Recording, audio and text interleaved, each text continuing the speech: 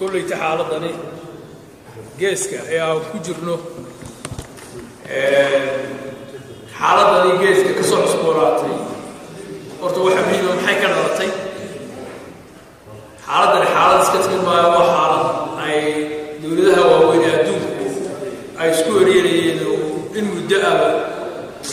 قصدي كتاجنا إثيوبيا أما مطارات هالنقطة أما وحنقطة السكوريين يبهاي وأنا حالة سكوريين يا نبدو له وين وأنا حالة ولي بجرعسي حالها واحد سكوريين وحول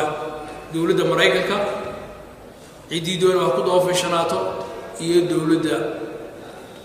جاينا عدي دول بيقول أيضا كده بيجرت حالة هو حالة جناسي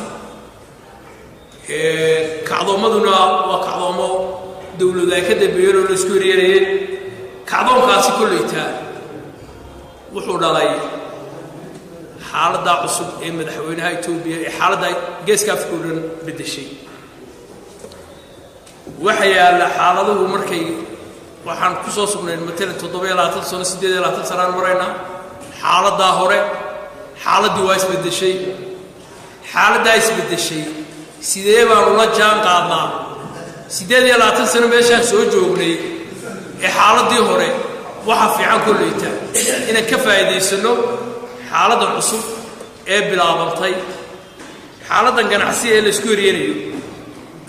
waxa weeyaan ilaahay wuxuuna dhigay meel muhiim ah oo aad iyo aad u muhiim oo geeska Afrika waliba badda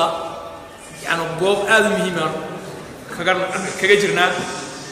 xaaladaas si aan uga faa'iideysanaa baa taala xaaladaas bedelka cusub aan waxaan arkaa haddii aan ka faa'iideysano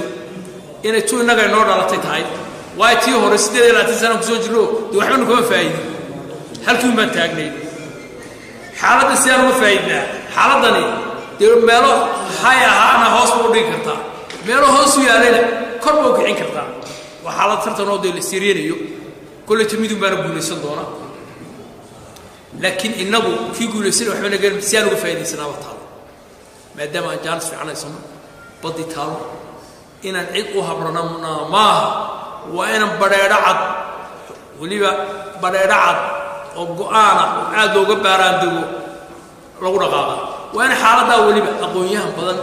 يا سياسيين سيادة وطلب جودة عاد وغيش كبعدنا وحى كسوفله بدها وحى كسوفله شركات وعنا لا يقاطنا سيد لوفلنا دي حكومة ولا أنا حكومة اللفتينو أي كهوش ما هاي نحن نانا ميلا مدي بيول بروح نادنا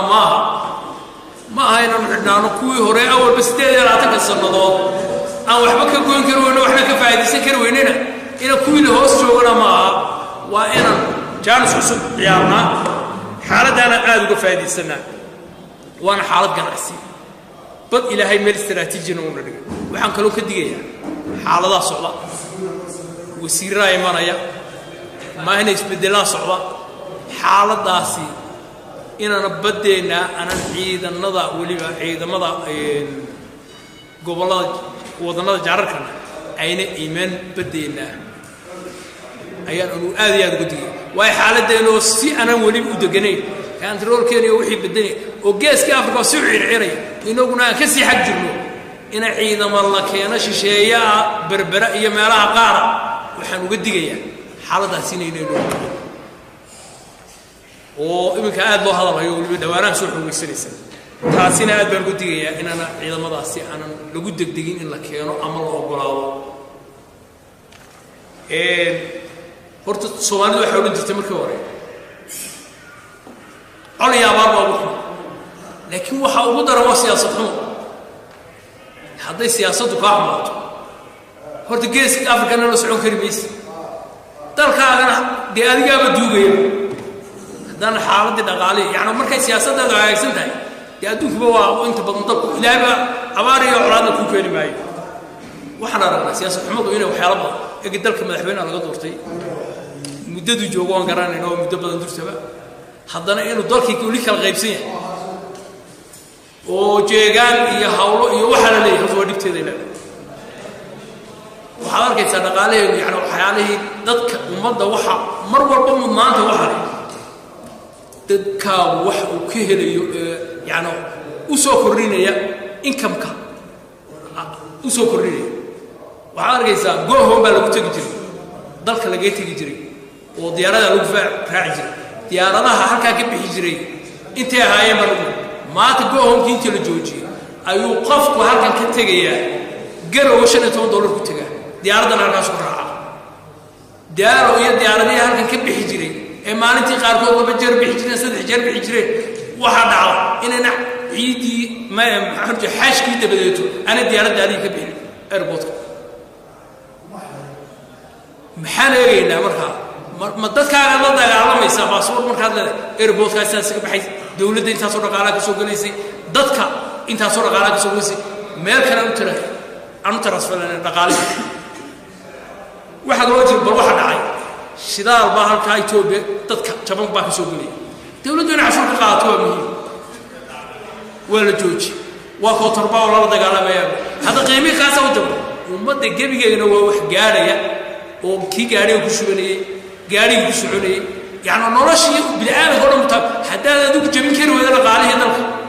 ma inaad la dagaalantid baa dadkaaga shidaalka jabana soo galay hadka alxamdulillah oo la cashuur soo ka qaadanay وسياسة حميدنا هذا ضرر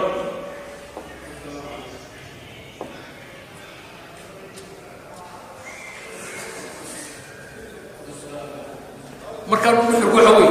مدحوينه وإنه أهمية سيا دتكيس مدحوينه لبعدنا مجرو ولا صادرته دي مدحوينه كلها تاجر والقدرات إساءة مدحوينه عيد كانوا كمدحوينه لو يا مجرو dalka isaga u madaxweynaha sheegaan iyo kala qaybin iyo halkan ay ruuleen iyo dibtada mid kale madaxweynuhu waa inuu ka joojiyaa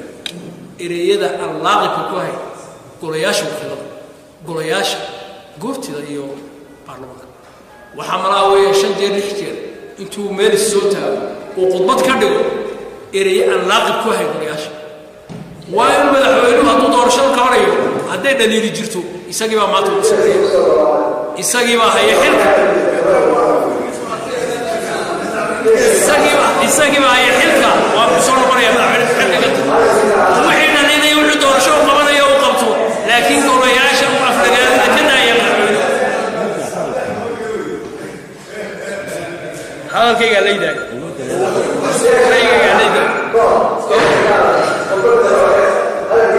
gudoomiye dhaliso codka goleeyna markuu ku hadlayo hadaasha gudoomiye waa ka hadashaa dhalilaha aan aqalka ku weynaa oo weynaa madaxweynuhu dalka soorta jawiga geeska ee xaaladaha isbedelayana madaxweynuhu isaga oo idmo waa u raadiyaa xaaladaha la jaan qaada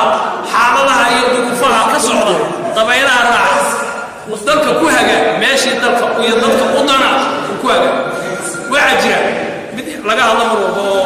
bariya soo cusboonaato la yiraahdo shir bay Itoobiya lagu qabtay hadii soo qabtay waxa la geeskay inta ku soo korodhay oo inagu soo socota xaaladu waliga bareero oo shira halkan ay ku shiraan dadka ka xun aan waxaan garan lahay hadii la shirayo oo meel lagu shirayo oo dad isir isku ku shirayaan meel oo wanaaguna ka shirayaan dadka xumaanta u arkayaan waxa la war wanaag una ka filano weey dadkuna waa shir karaan meel walba ku shir karaan hadii ay soo ku shireen dir haduu shiray wax wanaagu geeska Afrika uu ka mid yahay waa in la taageeraa waa in la soo dhaweeyaa waa xaalad muhiim ah oo aad loogu baahnaa waliba in laga shaqeeyo. Assalaamu alaykum wa rahmatullahi wa barakatuh.